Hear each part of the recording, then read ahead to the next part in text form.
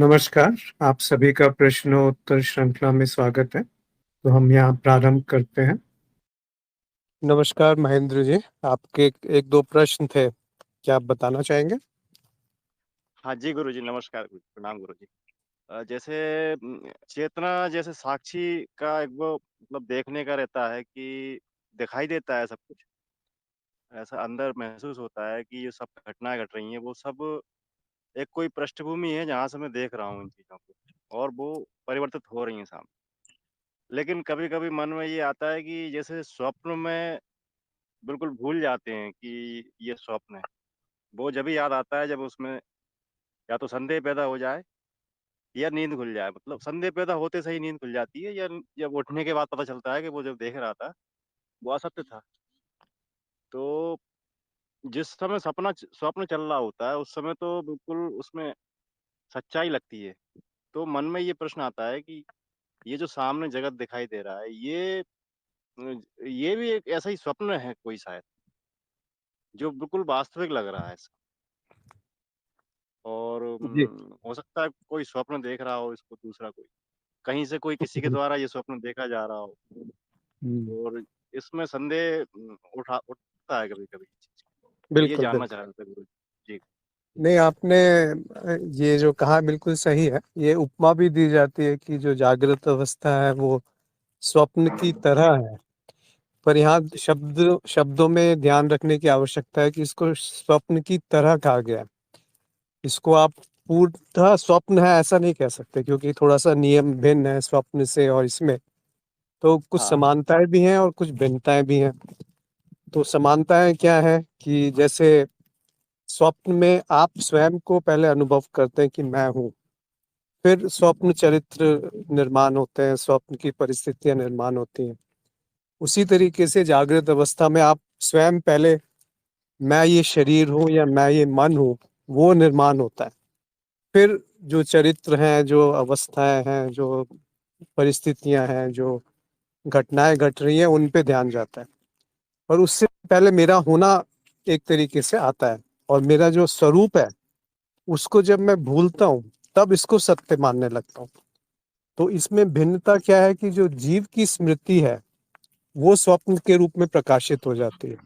मतलब जैसा विचार आता है उसी क्षण वो प्रकट होने लगता है स्वप्न में। परंतु यहाँ हाँ, पर जो विचार आता है वो तुरंत तो बनता नहीं है, वैसा वैसा प्राकट्य तुरंत तो होता नहीं है। तो हाँ, यहाँ पर जो स्मृति है वो विश्वचित्त की स्मृति है, इसीलिए इसको ये कहते हैं कि ये थोड़ा स्थायी हो गई है। पर है वो हुँ, सपने की तरह ही, उसमें कोई भिन्नता नहीं है, क्योंकि दोनों स्मृति है। एक जीव हाँ, स्मृति है जो एक छोटा सा भाग है और वो स्वप्न में प्रकट होता है। और ये विश्व स्मृति है, यानी कि जो एक ठोस है, जो ज्यादा नियमबद्ध है, जो ज्यादा स्थायी है। पर है ये भी स्मृति, और है ये भी उतनी ही बड़ी मिथ्या जितना कि स्वप्न है। और गहराई में जाइए, जब आप जी, कहते हैं कि स्वप्न, और जब आप कहते हैं जागृत अवस्था, और फिर हम कहते हैं सुषुप्ति या सूक्ष्म अवस्था भी कहते हैं, और फिर सुषुप्ति जहाँ पे सब जी, अभाव है। तो इन चारों को अगर आप देखेंगे तो एक ही समानता मिलती है कि एक इनको देखने वाला है और एक जो दिखाई दे रहा है, यानी कि हाँ, एक दृष्टा है और एक दृश्य है। यानी कि आप उसको और समझना चाहें तो एक स्वप्न है और एक स्वप्न का दृष्टा है। ये अलग अलग स्तर पे चल रहा है, पर चल यही रहा है कि एक स्वप्न चल रहा है और एक उसको देखने वाला है, उसको उसको साक्षी है। तो ये सब जगह यही है, ऐसा तो है नहीं कि स्वप्न में कुछ भिन्न है और जागृत में कुछ भिन्न है। दोनों जगह यही दिखता है कि एक दृष्टा है और एक दृश्य है, एक अनुभव गुरुजी एक करता है, यहाँ एक पे अनुभव। जी। एक और प्रश्न यहाँ पे उठता है कि जैसे अगर देखने वाला एक ही है सब जगह, तो वो फिर यहाँ जो देख रहा है जागृति में और वो वहाँ पे भी देख रहा है, हम्म। तो उसको फिर वहाँ पे अलग वहाँ पे इसका पता नहीं रहता। यहाँ यहाँ पर मतलब जागृति में स्वप्न का कुछ भी पता नहीं रहता। स्वप्न में जागृति का पता नहीं रहता, सुषुप्ति में तो कुछ भी पता। हाँ, तो इसमें कहाँ पर सीमा लगती है आपको कि कहाँ पर परेशानी है? स्मृति की परेशानी है कि ये स्मृति की सिद्ध हो जाता है कि अलग अलग अलग हाँ जी, अनुभव करता है, ये सिद्ध हो जाता है। जैसे कि आपको जो अभी विचार आ रहे हैं वो मुझे नहीं पता चलेंगे, और मेरे जो विचार आ रहे हैं वो किसी तीसरे व्यक्ति को नहीं पता चले। तो इसका अर्थ क्या हुआ कि अनेकों अनुभव करता हो गए। जैसे नहीं, हाँ, वो एक बातें तो अनुभव एक ही है, करता सही। है, जी जी, जैसे एक साक्षी है और वो एक कमरे में है और उसमें 5-6 खिड़कियां हैं, तो हर एक हुँ, खिड़की से अलग दृश्य दिखेगा। तो इसका ये अर्थ हुँ, थोड़ी हो गया कि देखने वाले अनेक हो गए, देखने वाला तो एक ही। वैसे ही ये एक बहुत साधारण सा प्रश्न आ ही जाता है बार बार साधक के दिमाग में कि अगर साक्षी एक है तो फिर आपके अनुभव मुझे क्यों नहीं पता चलते, या जो स्वप्न के अनुभव है वो जागृति में क्यों नहीं दिखाई देते, या जो जागृति की अनुभव है, जो विचारधारा चलती है वो स्वप्न में क्यों नहीं बनाई जा सकती। तो यहाँ विचार करने की बात यह है कि कहाँ पर सीमा रेखा है, कहाँ पर सीमितता कहाँ आई है, वो स्मृति की सीमितता है या साक्षी को आपने बांट रखा है। साक्षी नहीं बटा हुआ है। इसको हाँ, 3-4 उदाहरणों से समझ सकते हैं कि साक्षी एक है और जो उसका प्राकट्य है, जैसे एक चांद है और अलग अलग झील है, कहीं नदी है, कहीं सागर है, कहीं कटोरी है, उसमें पानी रखा हुआ है, तो सब जगह उसका प्रतिबिंब पड़ रहा है, तो चांद तो अनेक नहीं हो गए। हुँ, ऐसे ही और एक उदाहरण से देखिए कि एक बिल्डिंग है, उस बिल्डिंग को आप अलग अलग दृष्टिकोण से देखते हैं, उसमें जब भी आप उसकी छवि उतारेंगे तो वो अलग दिखेगी, बिल्डिंग तो एक ही है। हुँ, ऐसे ही कोई कई सारे कैमरे लगे हुए हैं और वो सिक्योरिटी गार्ड जो है उसमें 20 कैमरे में उसको देख रहा है, अगर उसमें 2 कैमरे बंद हो गए तो सिक्योरिटी गार्ड तो वैसे ही रहा, या 10 कैमरे और ऐड हो हाँ, गए तब भी वो मतलब वैसे ही ये रहा। है कि वो अवस्थाएँ अलग-अलग खिड़की टाइप की हाँ, हैं, और वो जो देखने वाला है वो सभी खिड़कियों से देख रहा है। जी, लेकिन वो जो देखने वाला है उसमें कोई स्मृति नहीं होती है, तो वो इसलिए कहीं दूसरे को कनेक्ट नहीं कर पाता है। वो हाँ, देखने वाला मतलब स्टोरेज नहीं है उसके अंदर कुछ भी। वो केवल मात्र दूर खड़ा जो हुआ साक्षी। हाँ, जी, जी, जो स्टोरेज की जब बात आती है तो उसी को स्मृति कहते हैं ना। स्मृति जो वही ज्ञान स्मृति है। है, ज्ञान, जिसको ज्ञान हो रहा है वो साक्षी है। तो चाहे वो ज्ञान हो या अज्ञान हो, चाहे वो स्मृति हो या विस्मरण हो, चाहे वो प्रकट्य हो या अभाव हो, दोनों का अनुभव हो रहा है कि नहीं हो रहा है। तो वो हाँ, जो अनुभव हो रहा है, सुषुप्ति में जैसे कुछ भी होता नहीं है, तो वहाँ पे भी वो एक बना तो रहता है, पता तो रहता है कि मैं था। मैं तो रहता हाँ हूँ उस हाँ, समय, पर वो बिल्कुल, पता नहीं रहता उसका कि मैं मुझे मेरा पता नहीं रहता उस समय, ऐसा। हाँ, उससे तो क्या अंतर पड़ता है, क्योंकि आप तो थे हाँ, तभी तो आपको अनुभव हुआ था सुषुप्ति का भी। हाँ, सही है। सुषुप्ति का भी तो तो अंत में अनुभव तो होता ही है ना, तभी तो सुबह बोलते हैं कि मेरे को बहुत गहरी नींद आई और बहुत आनंद हुँ, आया। तो ये, इसको आप और तरीके से भी जान सकते हैं कि ये जो विभाजन है, इसकी सीमा को तोड़ा भी जा सकता है, जिसको स्मृति पुल कहते हैं। जी। अगर वो साक्षी भाव जो चेतना है वो जागृत अवस्था में स्थिर होने लगे तो उसका जो स्थिरता है वो स्वप्न में प्रकट होने लगती है। फिर आपको स्वप्न में भी जागृति की जो चेतना है वो बन सकती है, साक्षी भाव बना रह सकता है। एक हम्म, एक मेरा अनुभव रहा है गुरुजी, अगर आप मैं बताना चाहूँ, अगर आप हाँ हाँ, सुनना चाहें तो। जी जी, जी, ए, मैंने ये साधना की थी एक होश की साधना जो ओशो जी बताते थे। तो हम्म, उसमें ये था कि मैं अपने शरीर में कोई भी हलचल मेरे बिना मतलब उसके होश के एक छोटी-सी भी हलचल ना हो, ना शारीरिक ना मानसिक। तो ये ऐसे करके मैंने होश की साधना की थी 3 दिन तक लगातार। तो हम्म, मतलब पहली बार खाने का और हर चीज़ का मतलब पहली बार एक इतना आनंद आया था उस चीज़ में कि वो हम्म, खाना कभी ज़िंदगी में ऐसा स्वाद नहीं मतलब मिला जैसा कि उस समय मैंने होश में रह के जो खाना खाया और सारी हम्म, चीज़ें की। तो जी, ऐसा होते-होते तीसरे दिन ये हुआ कि मैं जैसे सोया तो उस समय सोते समय भी मैंने एक वो किया था कि मैं अपने शरीर को पूरा धीरे-धीरे शांत करूँगा, पैर से लेके कि मेरा अब पैर नहीं है, अब ये हाथ नहीं है। ऐसे पूरे धीरे-धीरे मैं करता चला गया, श्वास भी शांत हो रही है, फिर विचार शांत हो रहे हैं। ऐसे शांत करता चला गया तो आखिरी में अ, मेरी मतलब नींद लग गई, लेकिन मुझे पूरी रात होश बना रहा। सुबह 4 बजे के जी, लगभग जब मुझे एकदम से मैं उठा तो मैंने मैंने मैंने देखा कि मैं तो सो रहा था लेकिन मुझे पूरी रात होश बना रहा। मैं देखता रहा, लेकिन वो किस तरह का अनुभव था वो बता नहीं सकता मैं। अलग ही मतलब पूरी जी। रात मतलब मैं अपने आप को दूर से देखता रहा, एक तरह इस तरह का। पूरी हम्म, होश में मतलब सोया उस समय। वो तो यही और सुबह एकदम बिल्कुल बढ़िया फ्रेश उठा। बिल्कुल और पर बिल्कुल ये बहुत वो समझ अच्छा, नहीं पाया कि वो आज तक क्या था वो, ये इस बहुत तरह का। अच्छा अनुभव है। इसी की जो अब हम लोग अभी बात कर रहे थे वो यही है कि जो आप होश बोल रहे हैं उसी को चेतना कह सकते हैं या साक्षी भाव कह सकते हैं। इसका जी। अर्थ ये होता है कि मैं साक्षी हूँ। ये जो आभास है, ये जो ज्ञान है, अगर ये बना है तो इसका सामने दूसरा इसका जो एक परिणाम होता है वो ये होता है कि जो कुछ भी मुझसे भिन्न है वो एक भ्रम है। हाँ। तो जब ये मुझसे भिन्न भ्रम है ये दिखता है तो वो चेतना उसी को कहते हैं। और वो जब बनी रहती है तो जागृत अवस्था में इसका अभ्यास करने से, अभ्यास तो क्या है, जब जागृत अवस्था में ये ज्ञान बना रहता है और आपका बुद्धि मन शांत होने लगता है तो उसको स्वप्न की आवश्यकता कम हो जाती है, उसको निद्रा की हम्म। आवश्यकता बहुत कम हो जाती है। तो फिर वही जो होश आप बोल रहे हैं, वही जो चेतना आप बोल रहे हैं, वो जी। स्वप्न में भी धीरे धीरे प्रकाशित होने लगती है कि ये जो चल रहा है ये एक भ्रम है और इस भ्रम को मैं देख रहा हूँ। जैसे कि मैं जागृति में अपने आप को एक अलग करके भ्रम से देख सकता हूँ, वैसे ही स्वप्न में तो और ज्यादा भ्रम है, वो तो बहुत क्षण क्षण प्रतिक्षण हाँ। बदलता है। तो वहां पर भी होश बन जाता है या उसको चेतना बन जाता है, ये कह सकते हैं। वो तो इस गुरुजी, वो जो मुझे उसका अनुभव था उसमें वो नींद नींद नहीं थी ना सपना था, वो तो पूरा जागृत अवस्था थी मेरी। लेकिन मैं शरीर को हम्म, पूरा विश्राम था, शरीर पूरा, इंद्रियां पूरी सोई हुई थी और मुझे पूरा हम्म, होश था। वो ये नहीं कह सकते कि वो स्वप्न था।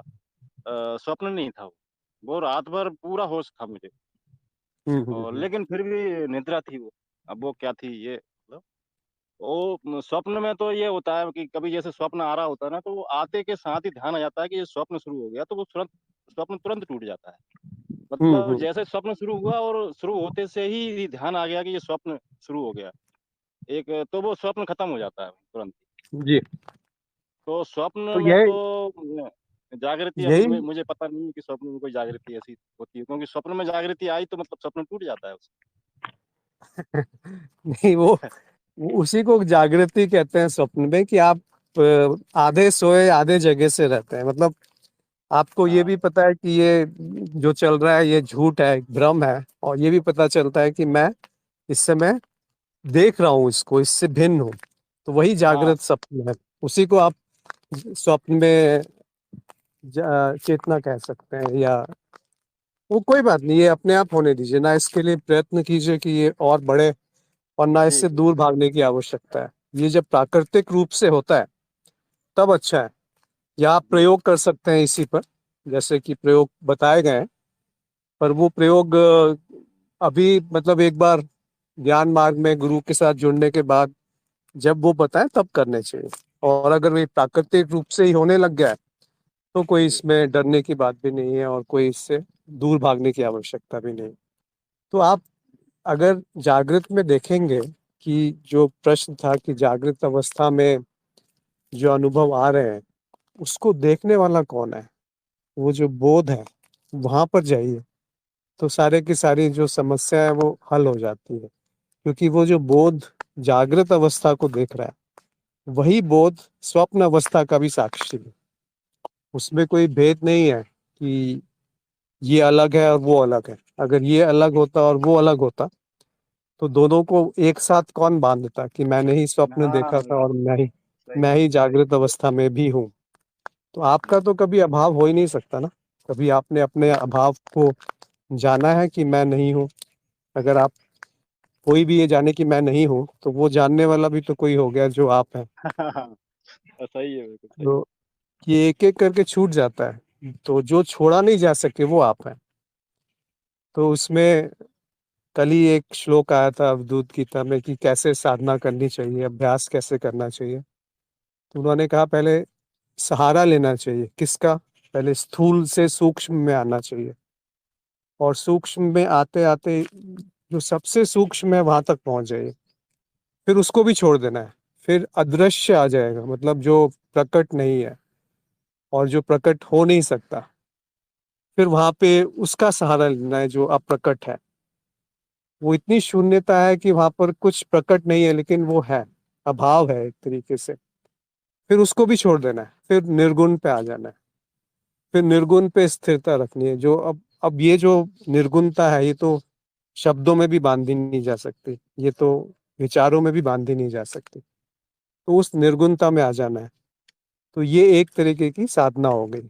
और जब ये सतत बन जाता है, जब ये अभ्यास स्वाभाविक रूप से, सहज रूप से बन जाता है, तब एक निरालंबन कहा है उन्होंने कि मतलब फिर उसको भी छोड़ देना है, उस सारे तो को भी गुरुजी, छोड़ देना है जो निर्गुण है। निर्गुण निर्गुण अवस्था तो वो फिर वो तो खो ही जाएगा, मतलब फिर कोई नहीं रहेगा फिर तो, वो तो फिर हाँ, शून्य पर हो जाए।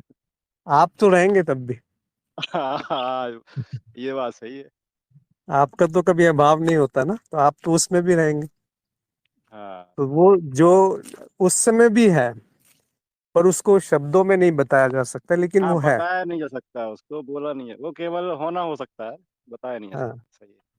तो उस अवस्था में जो रहा, वही आपका स्वरूप है, वही वास्तव में आपका स्वरूप है। तो बाकी वो ये एक सब जो है ये मिथ्या है, सही है। तो ऊपर वो मतलब जो भी ये सब, ये भ्रम और जो जागृति और जो जितनी भी अवस्थाएं हैं मन की, चित्त ही स्वयं वो तो भ्रम है, चित्त ही अज्ञान है पूरा, ये है। जी। तो इसमें जब ये निरालंबन की अवस्था आती है, जब उसमें भी कोई सहारा नहीं रहता, जो सब कुछ त्याग दिया, तो जो हाँ, त्याग रहा है केवल वो रह जाता है, तब कोई द्वंद नहीं होता। तब ये नहीं होता कि ये इसमें अच्छा है या बुरा है, और उसमें चित्त जो है वो लीन हो जाता है, वहां पे विलय हो जाता है उसका। अच्छा, तो जो विलय हाँ। हो गया, तो उसी को समाधि कहते हैं, जिसमें कि ये जब जो चित्त का विलय गुरुजी, यही तो एक समस्या है बस। ये यही तो सारी समस्याएं खड़ी कर रहा है, चित्त। और ये अपने आप को बचाने के लिए तरह तरह के उपाय करता रहता है। मतलब वो हर तरह का उपाय करता है चित्त की, वो बचा रहा है किसी तरह से। हाँ, पर उसका विलय होना कोई समस्या तो नहीं है।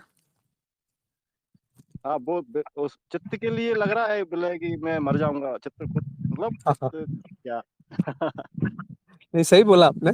चित्त को जी। तो बनाए रखने के लिए जो है वो विभाजन करना ही है, नहीं तो उसकी खुद हाँ, की जो अ, उस खुद वो नष्ट हो जाएगा। नष्ट क्या हो जाएगा? विलय हो जाएगा। विलय हो जाए। जी। तो इसीलिए ये कहा जाता है कि वो स्वाभाविक रूप से जब जानने वाला और जो जाना जा रहा है, वो दोनों एक हो जाते हैं। क्या वो अभी एक हम्म, नहीं है? अभी, इस क्षण, क्या उनमें कोई भेद है? हाँ, नहीं। तो जब अभी भेद वो तो नहीं है। ये जब ये विचार चलते हैं या चित्त के स्तर पे जब आप अहम देखने लगता है, तो फिर वो भेद हो जाता है। हाँ, पर वो बिना भेद है विचार क्या? के तो कोई। अगर हाँ, विचार है तो वास्तवता भेद तो है कोई क्या? भेद नहीं। नहीं। जो विचार है और जो विचारों को जान रहा है, उन दोनों में कितना भेद है? हाँ, वो कोई भेद नहीं है। तो जब विचार है तो उनसे डरना क्या? हम्म। यही तो ज्ञान का जो है वो उसका बल है। एक बार ये पता चल जाए कि विचार जो हैं वो आते जाते रहते हैं, मैं उनको देख रहा हूँ, तो फिर उनसे डर समाप्त हो जाएगा। ना उनको पकड़ना है, ना उनको भगाना है, हाँ, ना उनको त्यागना है, ना उनसे उनको प्रेम पकड़ के रखना है।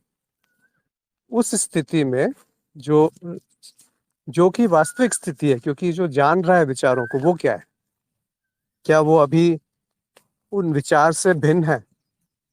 और जब विचारों का अभाव होता है, तब क्या वो चला जाता है जो विचारों को जान रहा था? या जो दो विचारों के बीच में जो गैप है, जो अंतराल है, उसमें क्या वो नहीं रहता जो विचारों को जान रहा है? और जब विचार है, उन विचारों को जानने वाला और विचार दोनों भिन्न है क्या? नहीं, वो तो हमेशा एक से एक जैसा है, ये विचार ही आते जाते रहते हैं।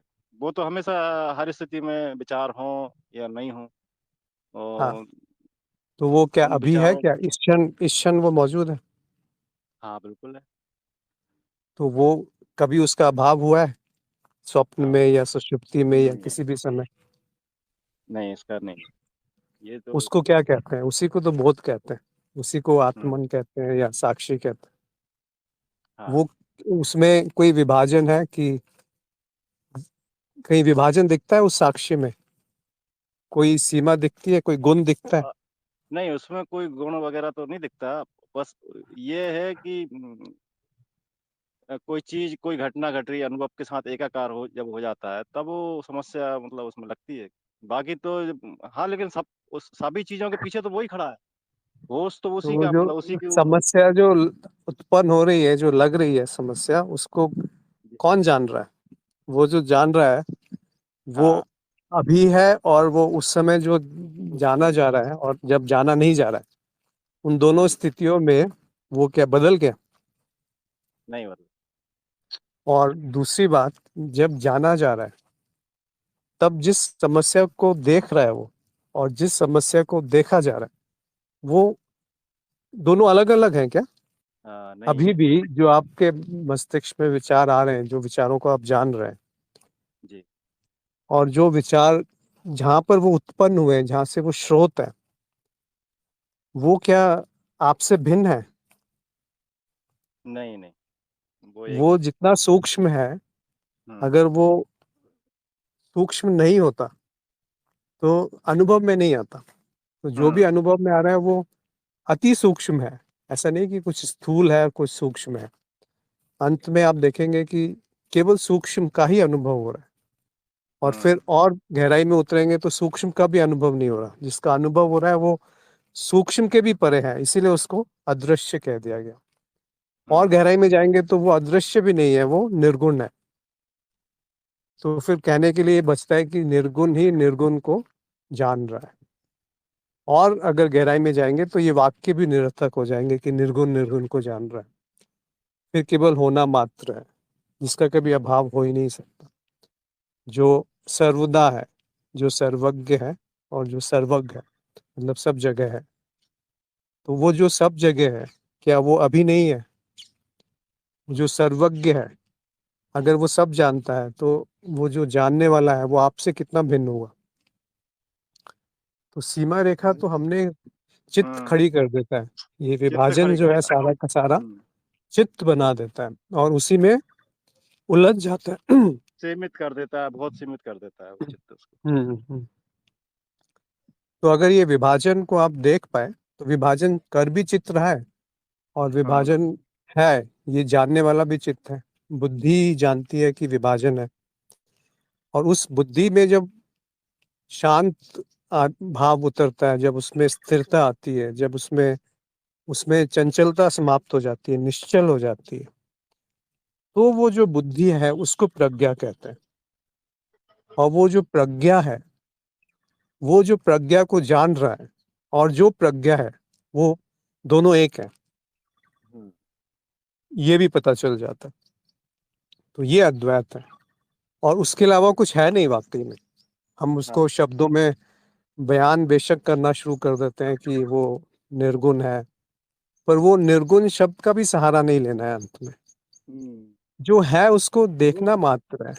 तो आप देखेंगे कि जो ध्यान है, उसमें अगर गहराई से उतरेंगे तो देखेंगे एक ध्याता है, और एक जिसको जिसके ऊपर ध्यान जा रहा है, ध्येय जिसको बोलते हैं, और एक ध्यान, मतलब ये आप कह सकते हैं ज्ञाता, ज्ञेय और ज्ञान। तो ये हाँ। जो जिस जो ध्यान कर रहा है और जिस पे ध्येय किया जा रहा है, बीच में जो प्रक्रिया है उसको हम ध्यान कहते हैं। हम्म। परंतु क्या कभी ध्यान जो ध्येय है उसके बिना ध्याता हो सकता है? नहीं हो सकता। सही है। और क्या कभी ध्याता नहीं है तो ध्येय होगा क्या? नहीं होगा वो। कोई भी तो दोनों के बीच में, तीनों तीनों के बीच में कोई एक भी नहीं होगा, तो वो तीनों ही नहीं होंगे।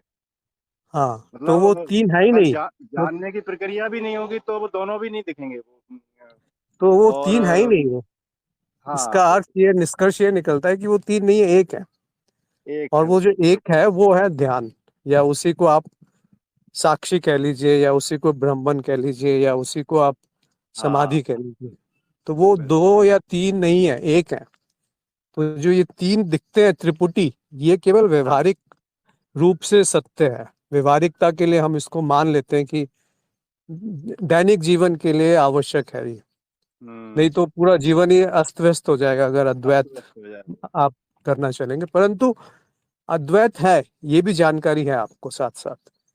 तो हाँ, अद्वैत का जो ज्ञान है उसकी व्यवहारिकता में कोई उपयोगिता नहीं है, परंतु हाँ, जो परमार्थता है, अगर आपको सत्य को खोजना है या जानना है, तो जो जानने वाला है उसको ढूंढना शुरू कर दीजिए, तो सत्य तक पहुंच हुँ, जाएंगे। कि बिल्कुल कौन सही। चाह रहा है उस जानने को कि ये सत्य मुझे जानना है या मुझे स्वयं के स्वरूप में स्थित होना है। ये जो भाव है, ये विचार जो है, ये जो इच्छा है, ये कहाँ से उत्पन्न हो रही है, और वो जो जहाँ से वो उत्पन्न हो रही है वो उससे भिन्न है क्या? जहाँ से वो जो उत्पन्न जिसको हो वो रहा है जानना वो चाह उससे रही है। भिन्न है। हाँ, हाँ, जिसको कोई वो कोई लोग जानना चाह रही है उसको पकड़िए वो कि ये जो इसका यही इच्छा हुआ कहाँ कि से वो उत्पन्न खुद हुई। स्वयं स्वयं ही स्वयं को जानना चाह रही है। बिल्कुल बिल्कुल बिल्कुल।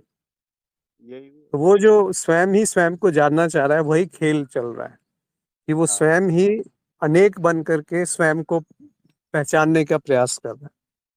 हुँ, और जब ये बात समझ में आ जाती है तो निशब्दता आ जाती है, मौन आ जाता है, और उस मौन की गहराई में आपको सारे उत्तर मिलने लगेंगे।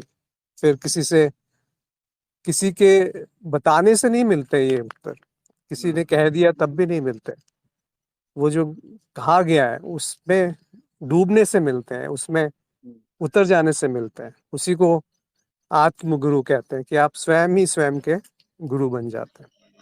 वो कैसे बनते हैं स्वयं ही स्वयं के गुरु? क्योंकि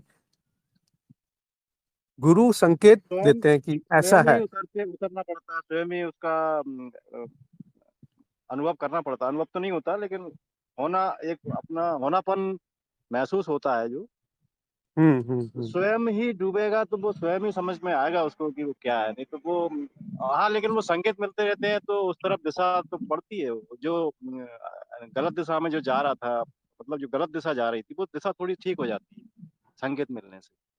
लेकिन हाँ, उसका अनुभव अंत तो खुद में ही करना पड़ेगा। सही गलत भी कुछ नहीं है ना। वो भी तो आप देखिए कि ना सही है ना गलत है। उस स्थिति में क्या सही है और क्या गलत है, हुँ, उस स्थिति में होना मात्र है। उस स्थिति में केवल प्रेम है, शांति है और आनंद है, और एक एक प्रज्ञा है कि आप जानते हैं कि है, और वो जो जानना है वही प्रकट हो रहा है, जो जाना जा रहा है उस रूप में।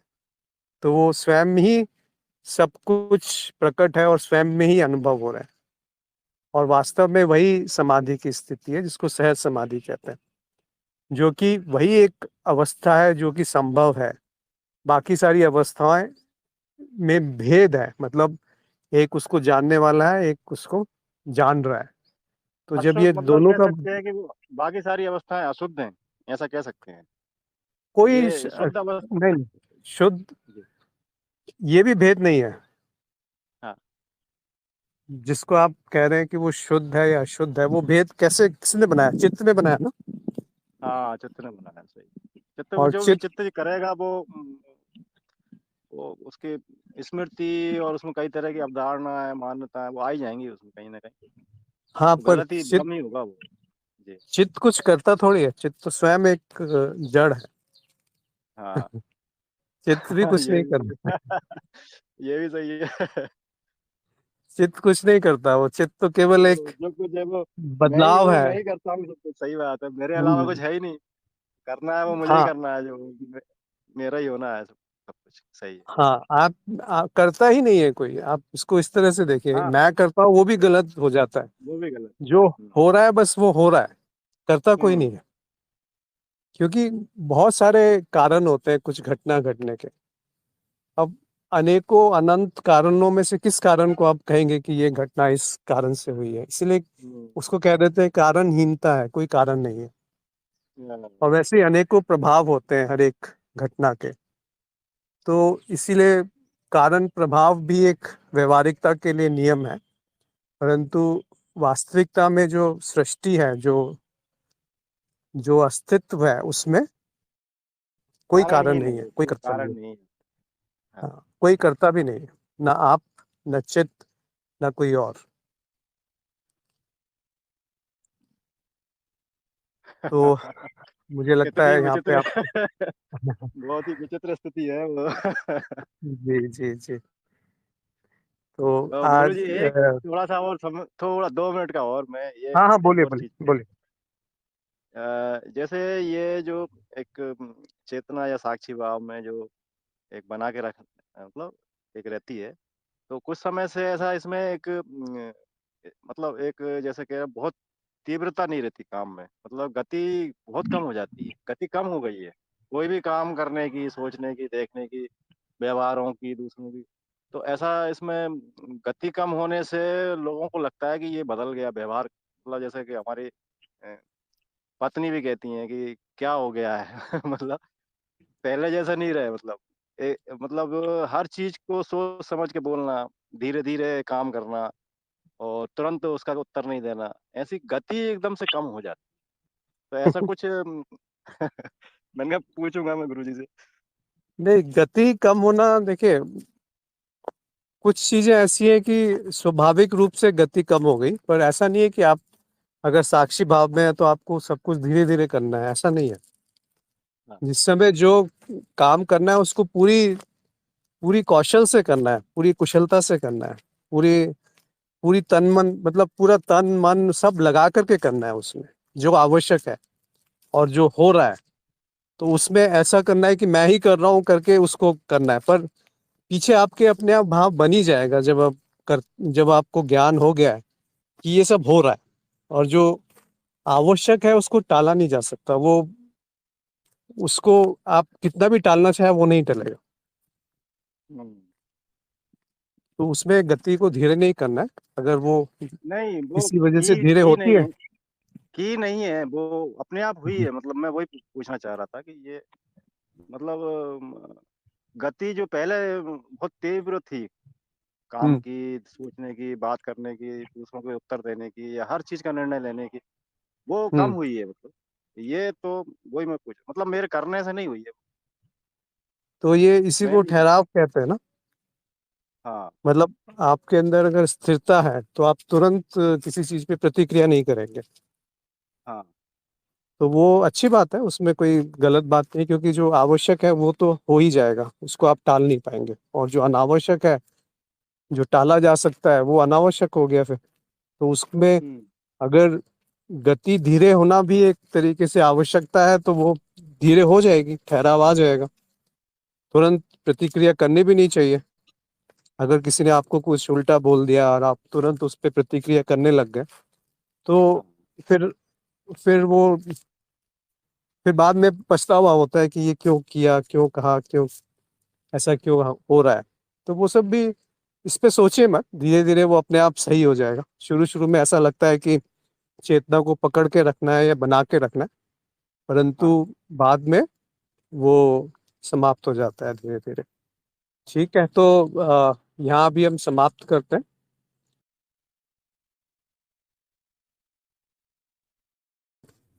आप सभी का आभार। आपने अपना समय निकाल कर के इस प्रश्नोत्तर श्रृंखला में हुई बातचीत को सुना। नमस्कार, धन्यवाद।